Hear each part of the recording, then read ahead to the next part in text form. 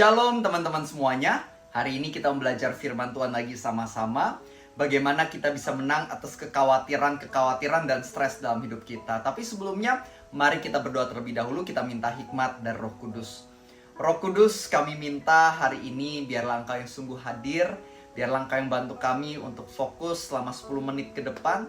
Kau berikan urapan-Mu supaya kami bisa mengerti firman-Mu. Agar 10 menit ke depan ini gak terbuang sia-sia, tapi kami bisa mengalami transformasi yang berasalkan daripada Roh Tuhan. Kami adalah anak-anak-Mu ya Tuhan, dan kami siap sungguh untuk mendengarkan-Mu di dalam nama Tuhan Yesus. Semua yang percaya, mari kita sama-sama katakan Amin. Nah teman-teman, hari ini aku memulai dengan ayat Alkitab dari Amsal 29 ayat 18. Versi Inggrisnya dikatakan, "Without vision, the people perish." Tanpa yang namanya visi, maka rakyat akan menjadi punah, akan menjadi liar. Teman-teman ketahuilah yang namanya tujuan itu penting banget buat kehidupan setiap dari kita. Ada sebuah kisah nyata seorang bernama Viktor Frankl. Dulu ini dia ditangkap dan masuk ke dalam concentration camp Nazi atau camp konsentrasi Nazi, di mana orang-orang di dalamnya itu dianiaya, disiksa, termasuk Viktor Frankl. Dia kehilangan mayoritas anggota keluarganya. Dia ini juga di dalam situ kekurangan makanan, kekurangan minuman, selnya itu jorok sekali. Dia kerja paksa, dia benar-benar dianiaya secara tidak manusiawi. Dan dia ngelihat banyak sekali penyakit di dalam tempat tersebut. Dan anggapnya karena minim pengobatan, banyak yang meninggoy di tempat tersebut. Nah, tapi dia akhirnya bertahan, dan ada beberapa orang yang akhirnya bertahan sampai penyelamatan datang gitu waktu itu. Nah, dia bikin sebuah buku dengan judul Man's Search for Meaning yang menjadi sangat top bestseller. Dan di sana dia menjelaskan bagaimana menurut dia dan lewat observasi dia, orang-orang yang bisa bertahan hidup melewati masa-masa sesak itu adalah orang-orang yang tetap menganggap dirinya punya tujuan dan punya makna. Makanya mereka bertahan. Tapi yang udah kehilangan tujuan, kehilangan makna dalam hidup, itu dengan cepat akan meninggoy, gak bisa bertahan. Nah, menurut aku itu benar banget di dalam hidupku dan juga hidupmu. Kalau kita punya yang namanya tujuan, dan tentunya tujuan yang benar bukanlah tujuan yang egois dan untuk kesombongan pribadi, enggak. Tapi tujuannya adalah untuk memuliakan Tuhan, yaitu mengasihi Tuhan dan mengasihi sesama, ya minimal mengasihi sesama. Itu orang bisa bertahan hidup sebenarnya. Daya juangnya akan jadi jauh lebih tinggi. Ada sebuah kesaksian yang aku suka banget dari motivator yang paling aku suka, yaitu Nick Vujicic. Dia ini seseorang yang lahir tanpa kaki dan tanpa tangan. Dan dari kecil dia suka dibully oleh orang-orang. Mereka bilang, "Oh Nick, kamu gak punya tangan, gak punya kaki. Mau kerja apa di masa depan? Kamu hanya akan jadi beban buat orang tuamu. Nick, kamu gak punya tangan, gak punya kaki. Siapa wanita yang mau nikah sama kamu?" Karena perkataan-perkataan negatif dari orang lain ini, Nick Vujicic, dia kehilangan harapan. Dia merasa hidupnya gak punya purpose. Makanya ketika dia umur 10 tahun, dia berkepikiran untuk cabut nyawanya sendiri. Tapi singkat cerita, dia keinget orang tuanya, dia gak mau bikin sakit hati, gak mau bikin sedih orang tuanya, dia gak jadi bunuh diri. Tapi tetap gak ada harapan di hatinya. Hingga suatu hari dia baca Alkitab. Dan pada Yohanes 9 dia ketemu kisah bagaimana Tuhan Yesus lagi jalan sama murid-muridnya. Ketemu orang yang terlahir buta. Murid-muridnya bertanya, "Yesus, kenapa orang ini terlahir buta? Apakah karena dosanya atau dosa orang tuanya?" Tapi Tuhan Yesus menjawab, dia terlahir buta bukan karena dosanya, bukan karena dosa orang tuanya, tetapi supaya kemuliaan Tuhan dapat dinyatakan lewat dia. Singkat cerita, Tuhan Yesus lakukan mukjizat, orang buta itu bisa melihat. Dan di sana harapan masuk ke dalam hati Nick Vujicic. Dia pikir kalau Tuhan punya rencana di tengah keadaan orang buta ini, maka aku percaya Tuhan juga punya rencana di tengah keadaan aku yang gak punya tangan, gak punya kaki. Sejak itu keadaannya masih sama, gak punya tangan, gak punya kaki. Tapi dia mulai punya harapan. Akhirnya Nick Vujicic dia mulai menjadi seorang yang memotivasi orang-orang di sekitarnya, mulai jadi motivator. Dia akhirnya diundang oleh banyak acara. Akhirnya sekarang dia menjadi salah satu motivator paling terkenal di dunia. Keliling ke puluhan negara, ketemu belasan presiden, memotivasi dan menolong begitu banyak orang yang ada di seluruh dunia. Nah, sama halnya di dalam kehidupan setiap dari kita, teman-teman. Ketahuilah bahwa setiap dari kita ini sama seperti Nick, sama seperti Viktor Frankl. Kita bisa bertahan, bahkan bisa mencapai hal-hal luar biasa ketika kita sadar kita punya tujuan di dalam hidup. There's a purpose in your life. Dan Tuhanlah yang telah menempatkan purpose itu. Tujuan utamanya sama, memuliakan Tuhan. Dan cara yang mengasihi Tuhan, mengasihi sama. Tapi bentuknya beda-beda. Caranya beda-beda. Maka itu hari ini aku pengen ajak kita, coba renungkan. Apa sih tujuan atau purpose kamu ada hari ini? Mungkin ada beberapa di antara kamu mengatakan, oh nggak ada. Ya kalau nggak ada, coba cari. Karena kalau kamu merasa nggak ada, bukan berarti sebenarnya nggak ada. Itu hanya kamu yang merasa dan berasumsi nggak ada.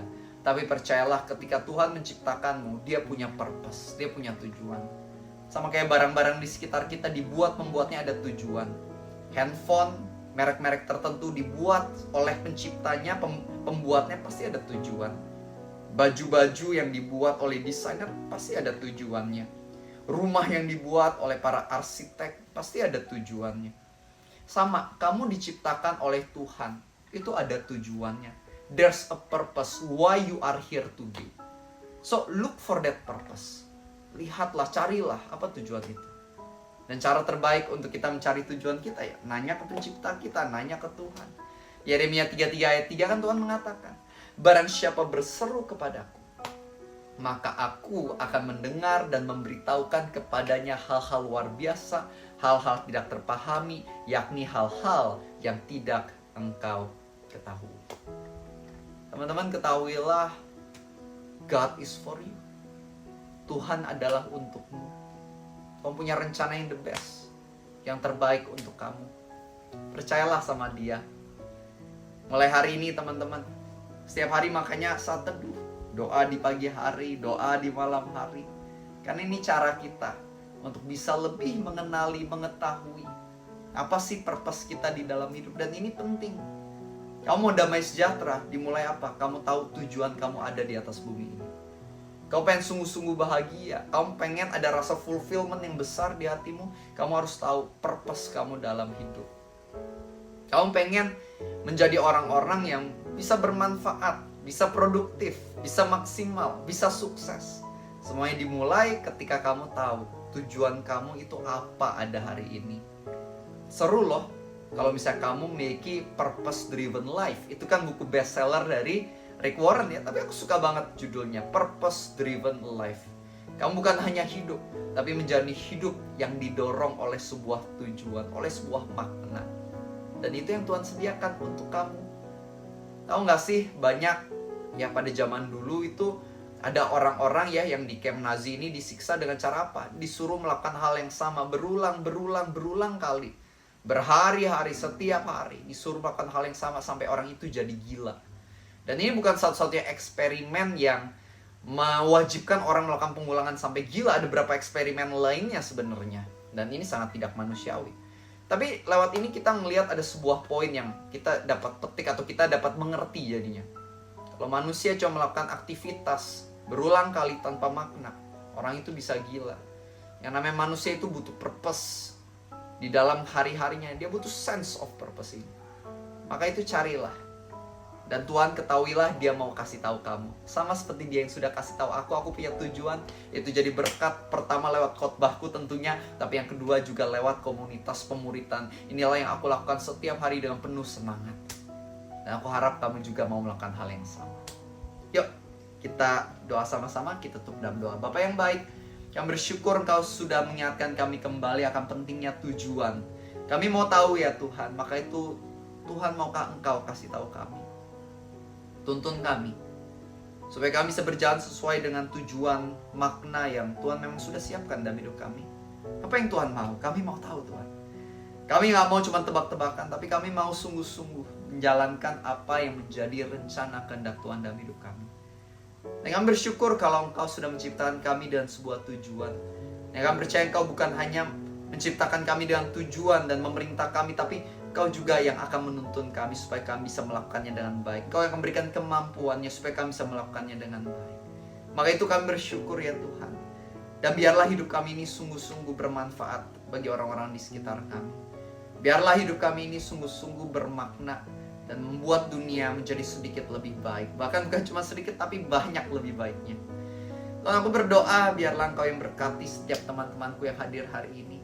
Agar hidupnya penuh damai sejahtera, nggak insecure lagi tapi secure. Dan mereka juga memiliki daya juang yang besar, pantang menyerah, karena mereka tahu ada tujuan indah yang Tuhan sediakan di depan sana bagi mereka. Terima kasih ya Tuhan. Di dalam nama Tuhan Yesus aku berdoa. Amin.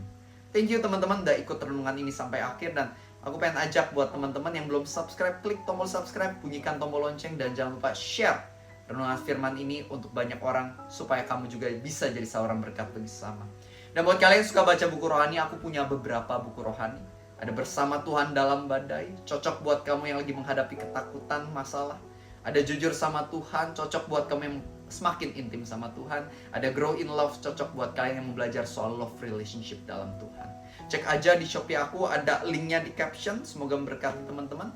Dan sampai jumpa di renungan esok hari. Kita belajar firman lagi sama-sama. Bye-bye and God bless you.